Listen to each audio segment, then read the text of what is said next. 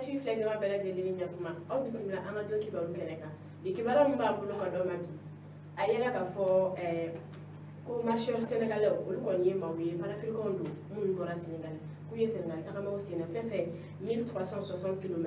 yo ko ku sénégal takama ka bo sénégalais ku sense ka se fokati nous on takama bay ko ni ku konti do da uli kana président de la transition no ko len Assimi Goïta ani mamu be bara fe no ko fe kam le remercier kayru la ka fo u be ka bara mi ke ni bara nyano me bay sa au cas révolution contre la colonie française au Beka et maintenant France Beka sera africain c'est grâce au Mali France Beka africain on peut aller voir donc au bout aller à tout au lieu de faire la commune pour ma série là quand on a fo Dakar kana Bamako qu'on est ville comme là au comme on a Congo au qu'on est fait de organiser marche sénégalais nous qu'on est global de l'indépendance là qui va la voir mbambolo kadoma ayera ka fo shikoroni marala no ye Bamako quartier doy koloni ni ma fili ale ko ni commune en kon na la ay la ka foku tieno ko ni no fini pasera lido muso flani babulu aka flana we de do soro nyani aka fulu kon na flana ko ni dim su goro wali ni obe santan duru no kon na tieno ni to kata je o dim seni ko ni fe ay to kon na la be dini menase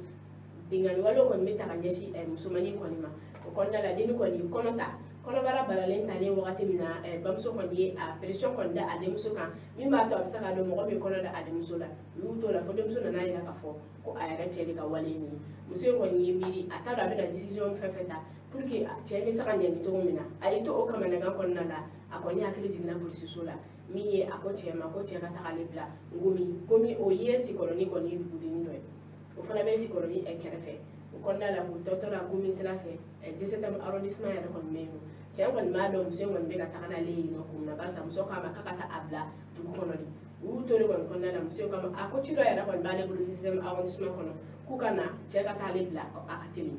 aye o chuka le kon gap saka che piège to mumna 17e arrondissement mo kon kire ngani na foro ay la ka foko e tiendo wala munum fora muso de muso ko munum fo che ko ni jorala amna le do ni wakati ni kibara wala mbambulu ka do mo de ka fo Mali courantige kera wali mi entala ka ben population matuni ka population yɛrɛ bɔ ala ni ko population ko jamana kɔnɔ don a yɛrɛ ka fɔ maa minnu ka baara kɔni bɛnnen bɛ kɔnɔna a yɛrɛ ka fɔ maliyɛn 100%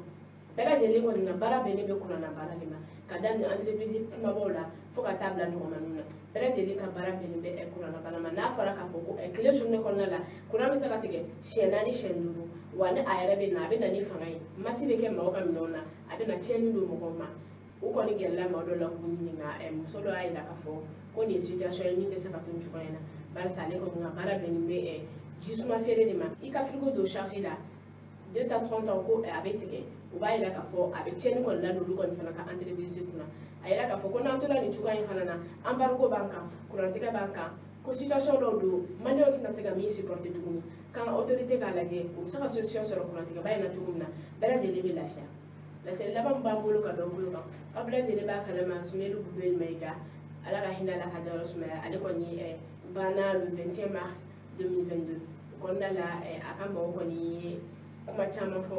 nka an donna sigidaw kɔnɔna la ka mɔgɔw ɲininka dɔw y'a yira k'a fɔ Soumaïla Boubèye Maïga kɔni ka saya ko a nɔ bɛ an ka transition mɔgɔw la ko barisa a sara ka minɛlen to ko u ka mɔgɔw kun ye communiqué dɔ bɔ min b'a yira k'a fɔ ko a ka état bɛ cogo min na u k'a bila ka taa furakɛ extérieur la a bɛ se ka nɔgɔya cogo min na nka dɔw fana y'a yira k'a fɔ ko ni maa sa don sera ko i bɛ sa o kɔnɔna la Soumaïla Boubèye Maïga kɔni ye enterrement kɔfɛ kuma caman caman fɔra ko in kan an bɛ waati min na ko sisan nɔ Soumaïla Boubèye Maïga ale kɔni bɛ a ka so la ka na nka kumaw kɔni ŋunukan bɛ ka caya a ka banni ko ta fanfɛla fɛ dɔw b'a la k'a fɔ ko transition maaw ka faute don dɔw yɛrɛ b'a la k'a fɔ fana ko ni maa sa kuma sera i bɛ sa laseli minnu kuma bolo ka dɔw ma bi o de ye an b'a fɔ aw kan mɛn